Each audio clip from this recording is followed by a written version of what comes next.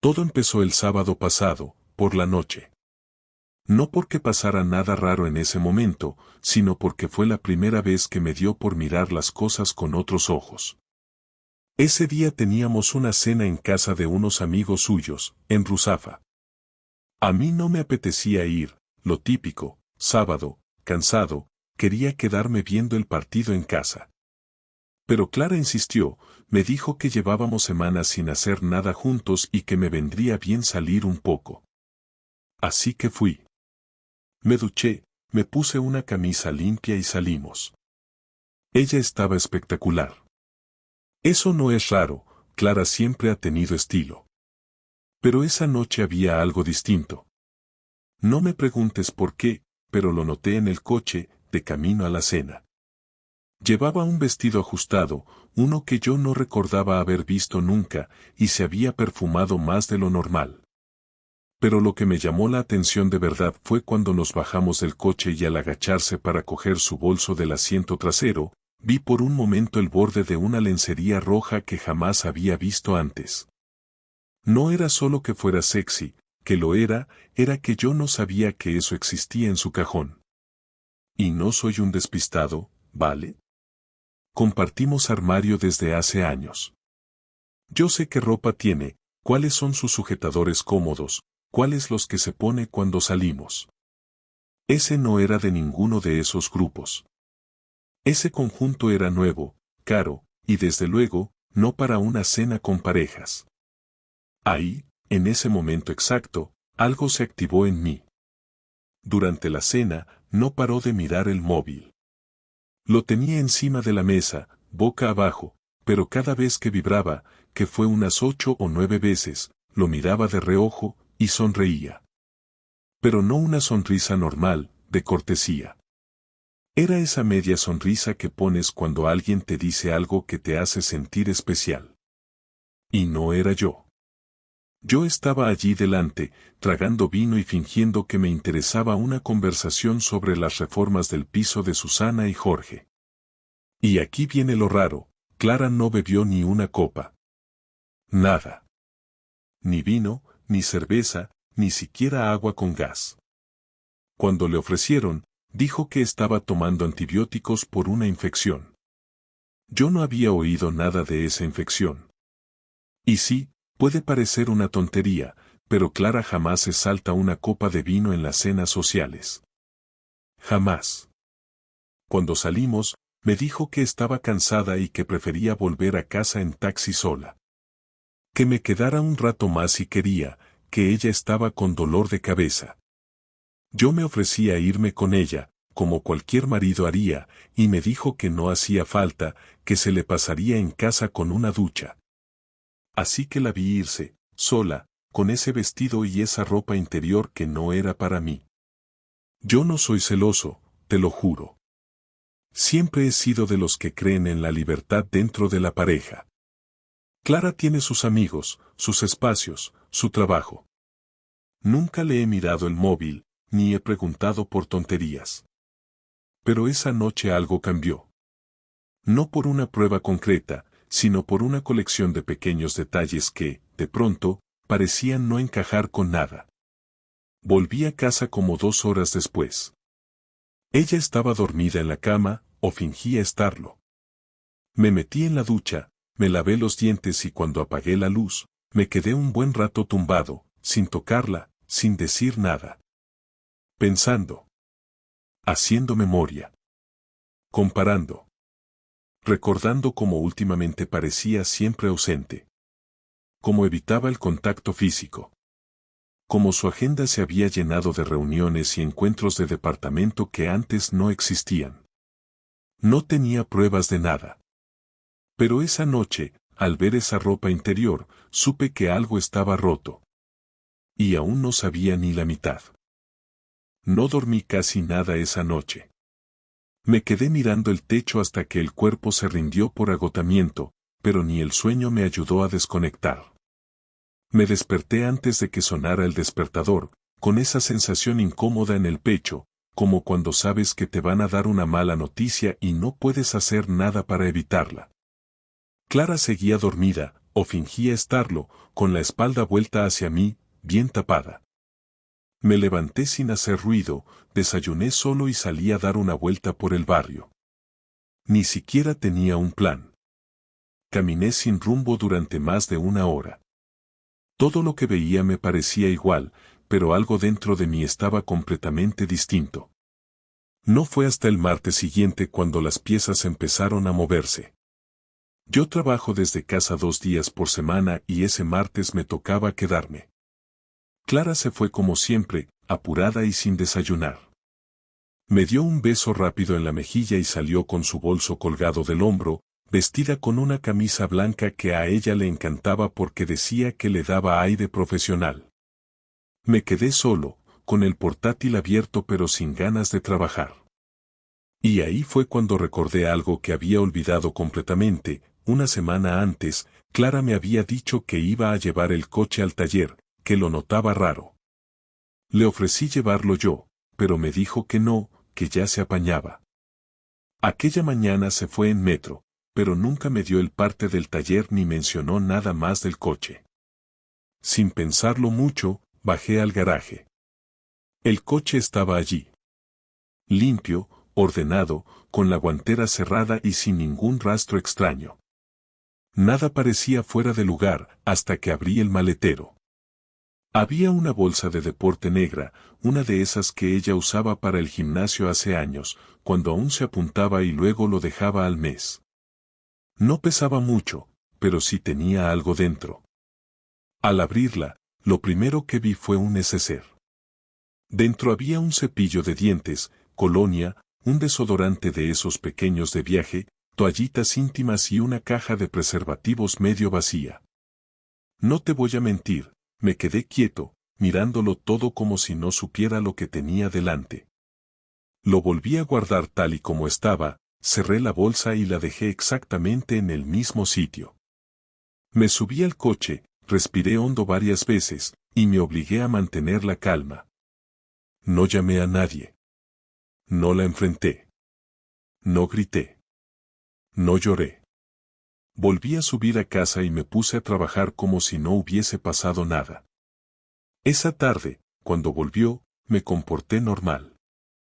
Hablamos de lo de siempre, el precio de la fruta, una factura de luz que venía más alta de lo habitual, si habíamos quedado o no con mis padres para el fin de semana. Ella no notó nada. Ni una pista de que yo ya lo sabía. O que empezaba a saberlo. El viernes salimos a cenar. Fuimos a un sitio nuevo, uno de esos restaurantes que ella había visto en Instagram. Estaba especialmente habladora, como intentando recuperar una conexión que llevaba tiempo apagada. Me contó anécdotas del instituto, historias de alumnos, y me hizo 2 o 3 preguntas sobre mi trabajo que en otro momento habría agradecido. Yo asentía, respondía lo justo, pero no podía evitar ver todo con otros ojos.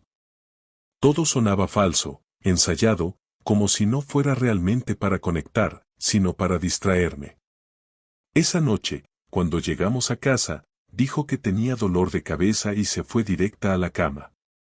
Yo me quedé en el salón, fingiendo ver una película que no recuerdo. A la 1 de la madrugada volví a bajar al garaje. Revisé la bolsa otra vez. Seguía igual. Todo en su sitio. Sin embargo, noté que el neceser olía diferente. A perfume, pero no a su colonia habitual. Era otro olor. Más fuerte. Más dulce. Y ahí me di cuenta de que no se estaba preparando para engañarme, ya lo estaba haciendo. La bolsa no era una preparación, era rutina. El sábado me desperté temprano, como siempre, pero fingí seguir dormido para escucharla. Clara se levantó sin hacer ruido, se duchó rápido, eligió ropa con cuidado y salió de casa con la misma excusa de siempre, tenía una jornada de formación con el equipo de inglés en el centro. Me dijo que volvería a las 2. Me dio otro beso frío en la mejilla y se fue. Esperé 15 minutos, bajé al garaje, y sí, como lo imaginás, el coche no estaba. Tenía su ubicación en el coche, una función que habíamos activado los dos hace meses por seguridad, y no suelo usarla, pero ese día lo hice. Me decía que el coche estaba en la zona del Cabanyal. Una zona que ella no solía pisar. No tenía amigas allí. No tenía familia allí. Nada. Me quedé mirándolo durante 10 minutos sin hacer nada más. Cuando volvió, me pilló leyendo en el sofá. Fingí estar relajado. Me dijo que la formación había sido aburrida pero útil. Le pregunté si habían comido allí. Me dijo que sí, que les pusieron un picoteo. Mentira. La vi entrar en la cocina a beber agua con una ansiedad que no supo disimular. Yo no dije nada. Esperé. Me limité a observar. Lo que me convenció del todo fue la manía nueva que le había salido de ducharse nada más llegar. Clara nunca había sido tan maniática con eso. Pero desde hacía unas semanas, cada vez que volvía de alguno de esos supuestos cursos o jornadas, iba directa al baño. Como si necesitara borrar cualquier rastro. No hace falta ser un genio para saber qué significa eso. El domingo lo dediqué a hacer cuentas mentales. ¿Desde cuándo? ¿Con quién? ¿Dónde? Me fijé en los días que repetía patrones. Empecé a notar que había un calendario no dicho. Los miércoles por la tarde salía tarde. Los sábados desaparecía siempre un par de horas por eventos escolares. Algunos jueves salía de la ducha con marcas que, si yo no había estado ahí, no podía explicar. Ya no tenía dudas. No necesitaba verla con nadie. El cuerpo ya lo sabía. El silencio lo gritaba. Esa noche, cuando nos fuimos a dormir, me di la vuelta en la cama y la observé por unos segundos. Ella se quedó mirando el móvil como cada noche. Me preguntó si pasaba algo, y le dije que no. Me acarició el brazo sin ganas, como por cumplir, y se dio la vuelta para dormir. No dormí. No porque tuviera miedo, ni rabia, ni siquiera tristeza. No dormí porque sabía que ya no era una sospecha. Ya no estaba buscando señales. Ya estaba viviendo con ellas. Y a partir de ese lunes, empecé a preparar mi propia respuesta. Durante los 2 días siguientes apenas hablé con Clara. No fue algo planeado. Simplemente me resultaba imposible mirarla sin sentir un peso extraño en el pecho. Fingir que todo seguía igual era un esfuerzo físico. Intentaba mantener la rutina, cocinar, trabajar, hablar del tiempo, pero cada palabra salía seca, sin fuerza. Ella se dio cuenta, claro. El martes por la noche me preguntó si me pasaba algo y le contesté que solo estaba cansado del trabajo.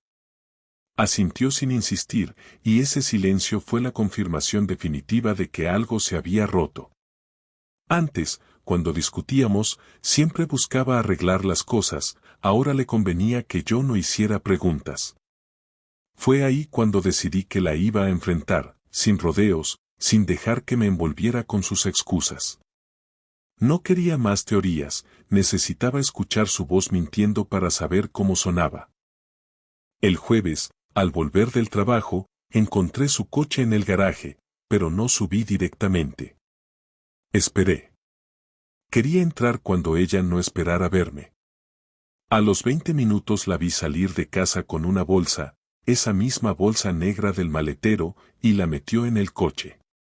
Iba vestida con unos vaqueros ajustados, una blusa blanca y el pelo recogido. Nada extraordinario, pero sí cuidada, más de lo normal para un jueves cualquiera. Fingí estar llegando justo en ese momento. Me acerqué sonriendo, saludé con un tono neutro y le pregunté a dónde iba. Se sobresaltó un poco antes de responder, lo noté en su respiración. Me dijo que había quedado con una compañera para repasar un proyecto del instituto. La miré directamente y le pedí el nombre, por curiosidad. Dudó 2 segundos antes de inventarlo. Lo supe porque lo pronunció con una naturalidad falsa, esa forma de decir algo ensayado que no termina de sonar creíble. No le contesté nada, simplemente le dije que me pasaría más tarde a buscarla para cenar fuera. Me miró sorprendida, como si no esperara que me ofreciera. Dijo que no hacía falta, que ya comería algo con su amiga.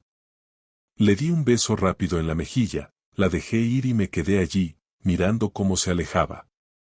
Subí al piso, esperé media hora y bajé al coche. Conduje hasta el barrio del Cabanyal, el mismo lugar donde había aparecido su coche en la aplicación días antes. Aparqué a 2 calles del punto exacto y apagué el motor. No tardé mucho en verla.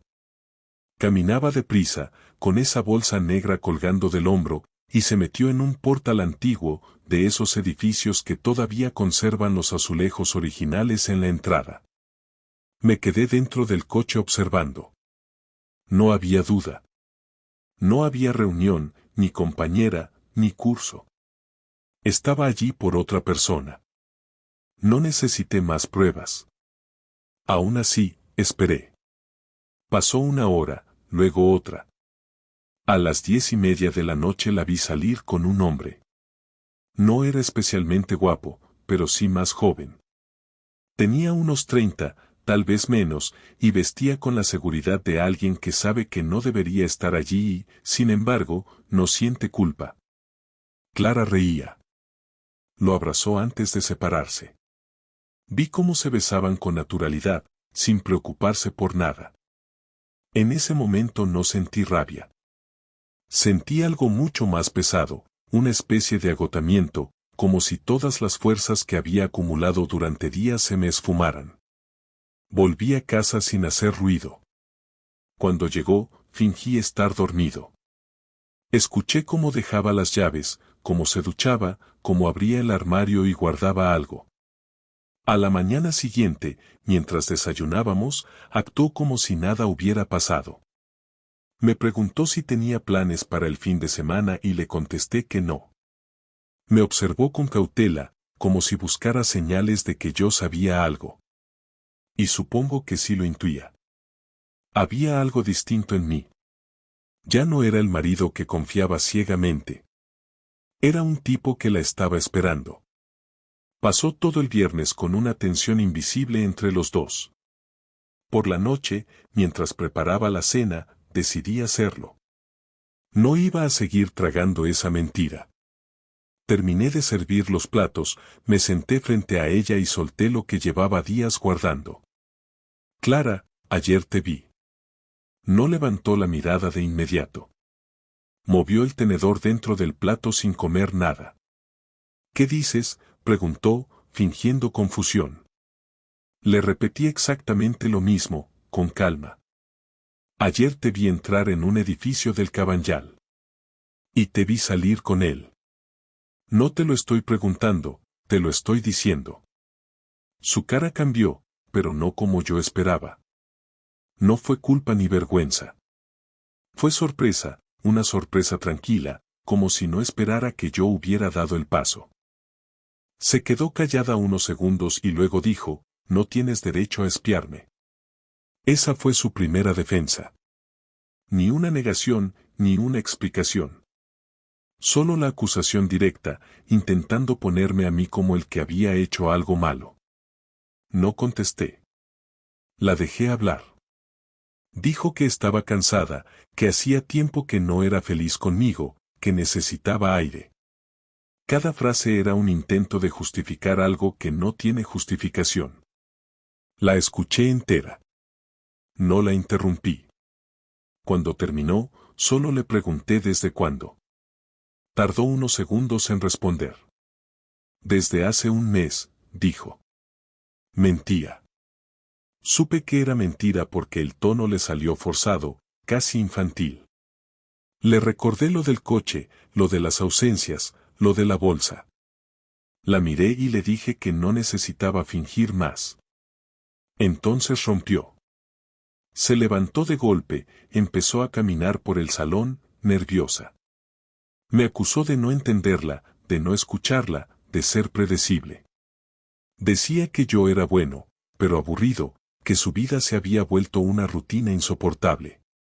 Dijo que el otro hombre la hacía sentirse viva, que le recordaba que todavía era deseada. La escuchaba y me costaba creer que todo eso saliera de su boca. Era como si hablara otra persona. En un momento me miró directamente y me dijo que no pensaba pedir perdón, que no se arrepentía. Esa frase se me quedó grabada como una cuchillada, porque entendí que ya no había nada que rescatar. La discusión subió de tono. Yo no gritaba, pero mis palabras pesaban. Le dije que no tenía ningún derecho a usarme de coartada, que podía irse con quien quisiera pero no a costa de convertirme en un idiota. Ella contestó que las cosas no eran tan simples, que había sentimientos de por medio. Le respondí que sí, que había sentimientos, los míos, los que ella había pisado. En ese momento me di cuenta de que estaba llorando, sin ruido, sin sollozos. No de tristeza, sino de impotencia. Había perdido el control de algo que llevaba media vida construyendo. Se sentó frente a mí, más calmada, y dijo que no sabía qué quería hacer. Que el otro no era una aventura, que la trataba bien, que con él se sentía escuchada. No quise saber su nombre, pero lo dijo igualmente, como si necesitara que yo lo escuchara. Se llamaba Iván. Tenía 30 años, era profesor interino de historia en el mismo instituto. Todo cuadraba. La coincidencia de horarios, las jornadas de formación, los viajes cortos. Me explicó que no había planeado nada, que había pasado y ya está. Le respondí que los accidentes duran un segundo, pero que lo suyo llevaba meses, así que no era un accidente, era una decisión. Durante más de una hora seguimos hablando, si a eso se le puede llamar hablar. En realidad fue una larga autopsia de nuestra vida. Yo le iba recordando los momentos que coincidían con sus mentiras y ella solo bajaba la mirada. En un punto le dije que lo mejor era que se fuera, al menos unos días. Me dijo que no, que esa era su casa también. Le dije que entonces me iría yo. No discutió. Solo preguntó cuándo. Esa frialdad fue lo que más me dolió. Después de todo lo vivido, su voz sonaba igual que si habláramos de una mudanza, sin emoción, sin culpa. Esa noche dormimos en la misma cama pero con una distancia que ya no se podía cerrar. Sentía su respiración detrás de mí, lenta, tranquila, mientras yo seguía con los ojos abiertos. No la odiaba. Ni siquiera estaba enfadado. Era algo más profundo, una sensación de que la persona que había estado a mi lado todos esos años había desaparecido. A la mañana siguiente no nos dijimos casi nada. Salió de casa temprano y yo me quedé sentado en la cocina mirando el café enfriarse. Sabía que nada iba a volver a ser igual. Cuando cerró la puerta, respiré hondo por primera vez en días. No porque me sintiera mejor, sino porque ya estaba claro. No había más sospechas ni dudas ni explicaciones posibles. Solo quedaba decidir qué hacer con todo eso. Y aunque todavía no tenía un plan, sabía que mi respuesta no iba a ser quedarme de brazos cruzados. Lo que siguió no fue un plan épico ni una venganza de película, fue algo más frío y preciso, una respuesta medida que salió de la rabia y de la claridad al mismo tiempo, porque cuando te quitan la confianza de esa manera lo que queda es la necesidad de ordenar el desastre con cabeza y no con un puñetazo, y por eso lo primero que hice fue tomar distancia física y emocional antes de hacer nada que pudiera arrepentirme después, así que me busqué un sitio donde dormir fuera de casa durante una semana y lo primero que hice esa misma noche fue llamar a un abogado que conocía desde hace años, no para amenazar ni para hacer ruido, sino para saber exactamente qué podía y qué no podía hacer dentro de la ley y cómo proteger lo que era mío sin perder la dignidad en el proceso. Tener esa conversación profesional me tranquilizó un poco porque me dio una hoja de ruta, separarnos de hecho, documentar lo que fuese necesario, ordenar las cuentas y, si llegaba el momento, presentar papeleo con pruebas, de forma que aquello no quedara en un ella dijo, él dijo, sino en hechos concretos que pudieran sostenerse en un juzgado o incluso ante la gente que a mí me importaba y que merecía saber la verdad de forma clara y sin espectáculo. Mientras el abogado me explicaba, yo me movía con la cabeza fría, recogí lo esencial de casa sin drama, nada de escenografías ni de dejar cartas lacrimógenas por los rincones, simplemente recogí lo mío. Algunos libros, fotos de la familia que mi madre me había dado, la guitarra que llevaba años sin tocar y unos cuantos recuerdos que no quería que acabaran en una caja para siempre. Lo hice de madrugada, con cuidado de no romper nada, y al sacar las cosas del armario me llevé conmigo también la bolsa negra que había encontrado en el maletero, la metí en una caja y la llevé conmigo al piso donde me alojé, no por morbo sino por necesidad de tener pruebas físicas que luego alguien pudiera comprobar. Después de eso empecé a tomar notas con fecha y hora de todo lo que recordaba, porque la memoria se vuelve traicionera cuando uno está herido, y anoté lugares, fechas, horarios, los nombres que ella me había dicho y otras cosas que había visto y que no quería que se perdieran en la niebla de la rabia. No me verás describir aquí maniobras para humillarla en público ni violencia de ninguna clase porque no era mi objetivo destrozarla por el simple placer de hacerlo, mi objetivo era recuperar algo que ya no tenía, la tranquilidad sobre mi vida y, si era posible, un arreglo justo para ambos, así que con las anotaciones hechas y el asesoramiento del abogado, pedí unos días más y empecé a ir al Cabanyal en diferentes momentos para recoger mutuamente pequeñas pruebas que confirmaran mis sospechas.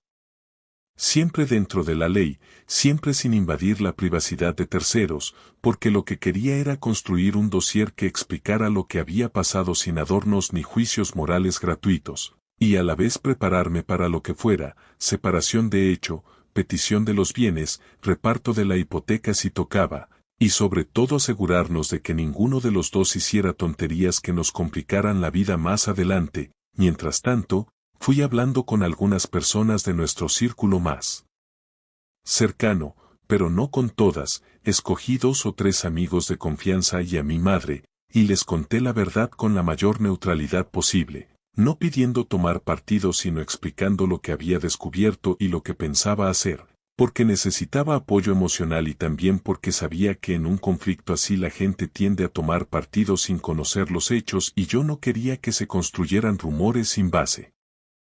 La venganza concreta, tangible, llegó en varios frentes pero sin grandilocuencias. Primero, organicé mis finanzas para desvincularme de movimientos que ya no tenían sentido. Abrí una cuenta nueva a mi nombre y trasladé mis ingresos allí. Cerré servicios conjuntos que podían bloquearme si ella decidía jugar sucio y dejé constancia de todo mediante correos y comunicaciones formales que luego alguien podría rastrear. Segundo, y esto fue duro pero necesario, preparé los documentos que el abogado había recomendado, con fechas, fotos y facturas que probaban la frecuencia de sus salidas y el patrón que yo había detectado, y los imprimí con copia para mi abogado y una para mí, sin ruidos ni reproches, solo hechos presentados con cuidado. Tercero, y con el pulso ya más estable, tomé la decisión de hablar con la directora del instituto donde trabajaba Clara, pero no con ira, sino de forma sobria y controlada, para exponerle la situación y preguntar por procedimientos internos si aquello afectara a menores o a la imagen del centro, porque mi intención no era castigar por simple cruzada personal sino proteger que no hubiera conflictos de interés que afectaran a terceros. Y la directora me recibió con la profesionalidad que cabe esperar en estos casos y prometió investigar si había elementos que requerían su intervención, lo cual, dicho sea de paso, fue el golpe más efectivo para sacudir la vida cómoda de Clara sin necesidad de gritar en la calle, porque cuando una institución empieza a recibir quejas por escrito y con pruebas, la administración actúa y eso trae consecuencias prácticas, no solo morales. Además de hablar con la dirección del instituto, remití, a través de mi abogado, un sobre con documentación a los padres de Clara, no por venganza gratuita, sino porque sentía que tenían derecho a conocer la verdad sobre la mujer con la que compartían más que una mesa de Navidad. Y la recepción de ese sobre generó el efecto que esperaba, llamadas, reproches y, finalmente, una petición de explicaciones que la colocó en una situación incómoda frente a su familia, tal vez demasiada para alguien que pensaba que podía mantener todo en secreto. No voy a decir que me sentí bien con todo eso, me sentí pesado y culpable por haber convertido algo tan íntimo en papeles y sobres, pero también sentí una claridad que no había tenido desde el primer día en que sospeché, porque la venganza que yo necesitaba no era verla sufrir por el ojo público sino recuperar el control de mi vida y, si era necesario, que el precio del engaño tuviera consecuencias reales en su trabajo y en su entorno, de forma proporcional y documentada, en paralelo a esto. Seguí cuidando mi parte personal, retomé la guitarra, volví a quedar con amigos que llevaba tiempo posponiendo y empecé a ir al gimnasio por las mañanas, no por rabia sino por respeto a mí mismo, porque la herida seguía ahí y la única manera de sanarla era haciendo cosas que no tuvieran que ver con la rabia sino con la reconstrucción.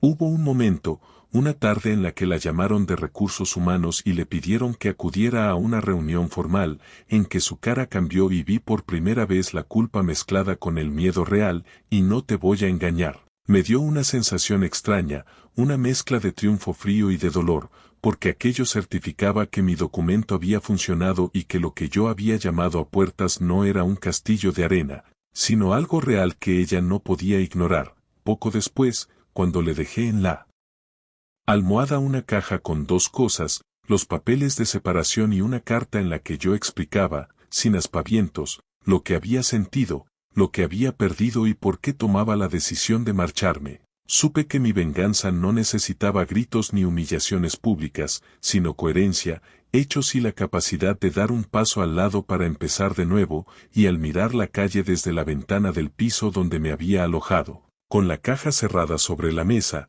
entendí que lo tangible había sido efectivo, que había cambiado mi vida sin convertirme en alguien peor, y que ahora me tocaba reconstruirla desde cero, con las consecuencias en la mano y con la conciencia de que había elegido una venganza que me devolviera la dignidad más que la rabia.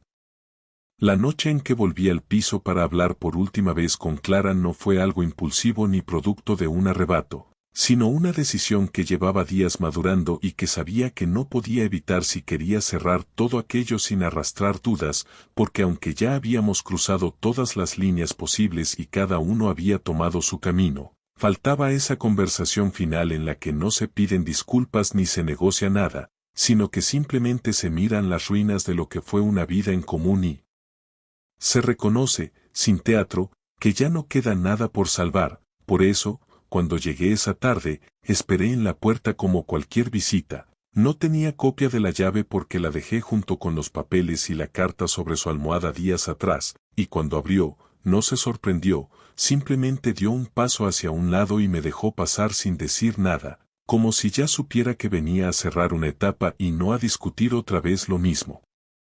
Entramos en el salón, el mismo donde habíamos pasado años viendo series, recibiendo visitas, riendo y a veces también discutiendo, pero esa tarde no había nada de eso, solo dos personas sentadas frente a frente sabiendo que el tiempo compartido ya no significaba nada y que las palabras que se dijeran ahí ya no eran para convencer al otro, sino para dejar claro en qué punto exacto cada uno había decidido irse sin moverse del sitio. Ella fue la primera en hablar, empezó con una frase que parecía un intento de suavizarlo todo. No pensé que llegaríamos a esto, pero no la interrumpí ni le hice ningún gesto, simplemente la miré esperando que continuara, porque lo que yo quería no era una frase hecha sino una explicación que al menos tuviera sentido, y entonces cambió el tono y admitió que no fue algo que se le escapara de las manos sino algo que permitió que ocurriera, que el vacío entre nosotros no era una excusa sino una realidad que había preferido llenar con otra persona antes que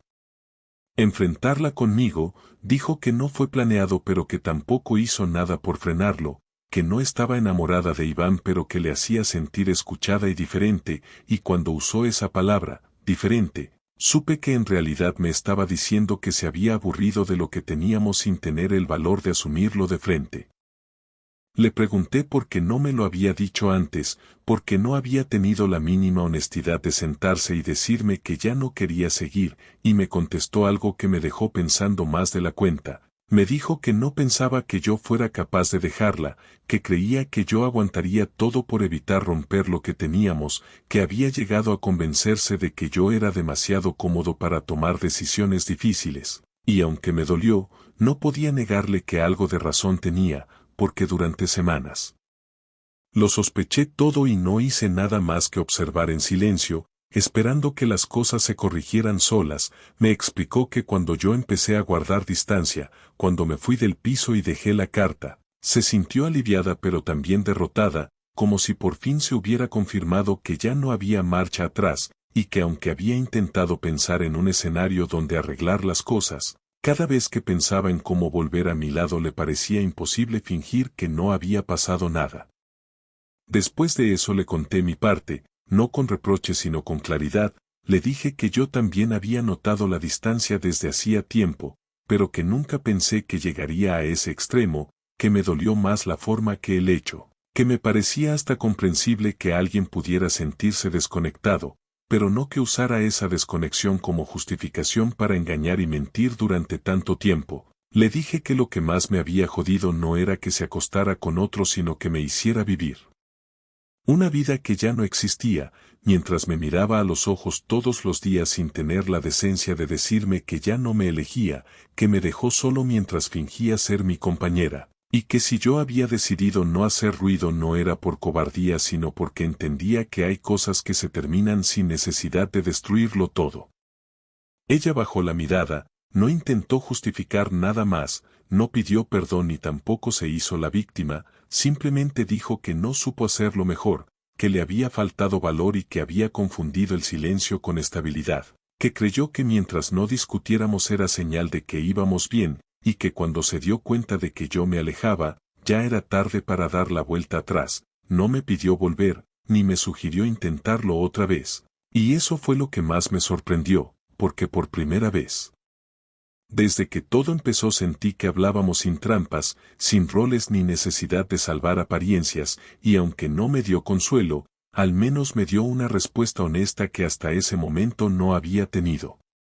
Nos quedamos en silencio unos minutos, con los platos de café sobre la mesa que nadie tocó, y después le dije que había pedido la baja temporal del banco para mudarme a otro barrio, que necesitaba empezar desde cero sin tener que cruzarme con ella en el supermercado o en las calles que habíamos caminado juntos, y que no lo hacía por rencor sino por salud mental, porque sabía que si me quedaba cerca acabaría entrando en bucles que no me iban a llevar a nada, y ella asintió, me dijo que lo entendía, que Iván se había ido del instituto después de la queja formal que recibieron, que no sabe si volverá a verle o no, y que tampoco era su prioridad ahora mismo, porque desde que pasó todo, su familia le había dado la espalda y varias personas del entorno común habían empezado a marcar distancias, que no esperaba compasión pero sí cierta comprensión, y que si bien aceptaba que la había cagado, no se imaginaba que el precio sería tan alto.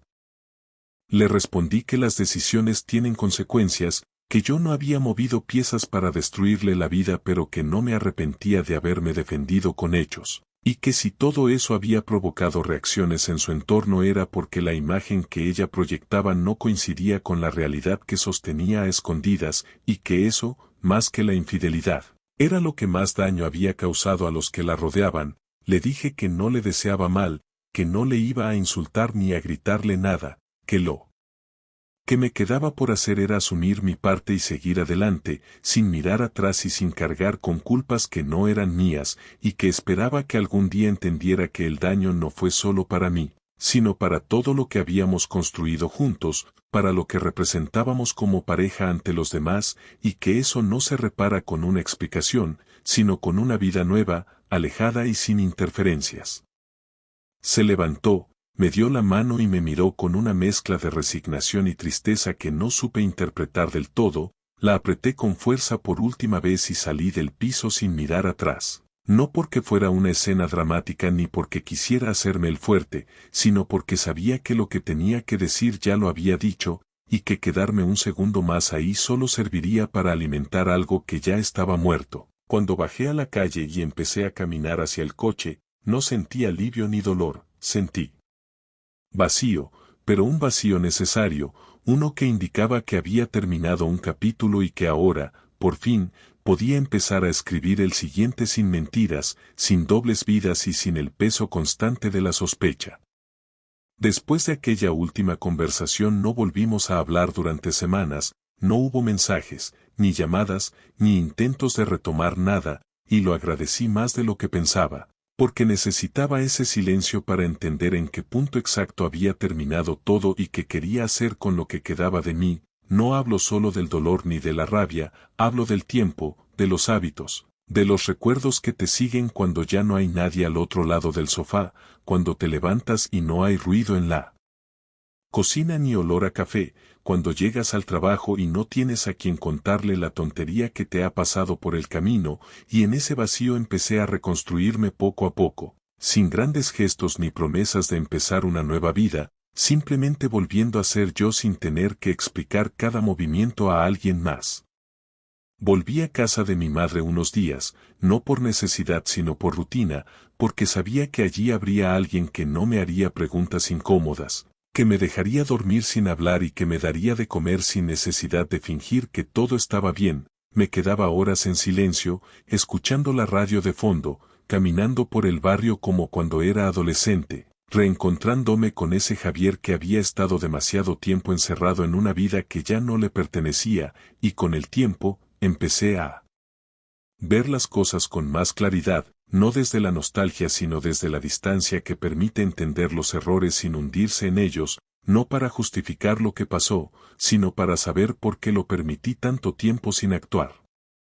Una mañana recibí un mensaje de una compañera del trabajo con la que nunca había hablado mucho, se llamaba Elena, era del departamento de administración y me preguntó si me apetecía tomar un café un día de estos. Sin rodeos ni segundas intenciones, simplemente un café, y lo pensé mucho antes de contestar porque no quería convertir esa invitación en una forma de huir del pasado, pero tampoco quería seguir encerrado en una rutina sin salidas, así que le dije que sí, quedamos un viernes después del trabajo y hablamos durante más de 2 horas, no de relaciones ni de dramas, sino de música, de películas, de las cosas pequeñas que sirven para saber si puedes volver a conectar con alguien sin tener que reconstruir tu vida desde cero, y aunque no pasó nada romántico esa tarde, me fui con la sensación de que había vida después de Clara, que podía sentarme frente a otra persona y ser yo sin necesidad de protegerme con 1000 capas. Días después, mientras organizaba unos papeles en el piso nuevo, encontré una caja con fotos antiguas, nuestras primeras vacaciones, cumpleaños, cenas, momentos que en su día fueron importantes y que ahora ya no tenían espacio en ninguna estantería. No me dio por romperlas ni por guardarlas con rabia, simplemente las metí en una bolsa y las dejé en el trastero, como se guardan los recuerdos que ya no suman pero que tampoco quieres destruir del todo, y eso me hizo pensar en lo mucho que cambia la forma de mirar las cosas cuando ya no estás herido, porque al principio todo lo que toca el recuerdo escuece, pero con el tiempo se convierte en parte de una historia que ya no necesitas repetir, que simplemente está ahí, como los libros que ya leíste. Un mes más tarde recibí una carta certificada del abogado de Clara, no para disputar nada, sino para confirmar la aceptación de la separación legal y proponer un calendario para firmar los papeles de manera oficial. Lo leí sin emoción, como quien lee un contrato de trabajo, porque para entonces ya no quedaba nada pendiente, y el día de la firma nos cruzamos en la notaría con la misma formalidad con la que se cierran los asuntos importantes que ya no son personales. Ella fue con un gesto serio. Vestida con sobriedad, sin maquillaje, sin esa actitud defensiva que tenía al principio, y cuando firmamos los documentos no hubo palabras, solo un cruce de miradas breve y una despedida educada, como si ambos supiéramos que aquel era el último acto de una historia que ya no necesitaba ni disculpas ni explicaciones. Después de eso no volví a verla, supe por amigos comunes que seguía trabajando en el instituto, que evitaba hablar de lo ocurrido, que algunos compañeros la miraban distinto y que sus padres apenas la llamaban desde que recibieron mi documentación, no porque yo quisiera destruirle la vida, sino porque las acciones tienen consecuencias y ella decidió que podía vivir dos realidades sin pagar por ninguna, y cuando todo se desmoronó, se encontró con un escenario que no supo gestionar, pero no sentí lástima, ni odio, solo una distancia que ya no dolía, porque yo ya estaba en otro sitio mental, lejos de todo eso.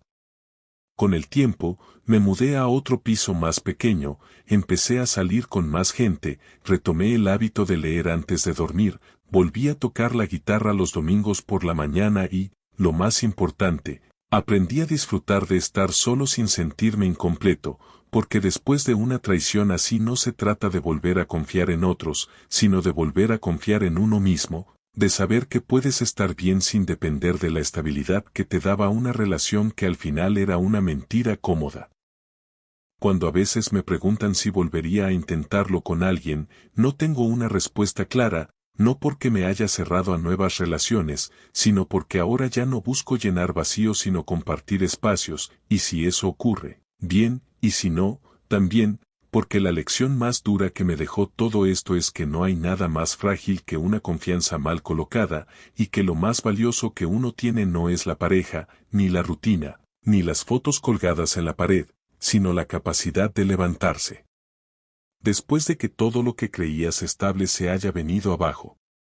Hoy, meses después, camino por las mismas calles de siempre pero con otra mirada, no más dura, pero sí más firme, y aunque a veces me asalta la memoria de una risa compartida o de un momento que fue feliz, no me detengo ahí. Sigo adelante porque sé que ese Javier que un día permitió demasiadas cosas por miedo a perder lo poco que quedaba, ya no existe, y en su lugar hay alguien que no se conforma con sobrevivir dentro de una mentira, sino que busca vivir con la certeza de que, pase lo que pase, nunca más volverá a ser espectador de su propia vida.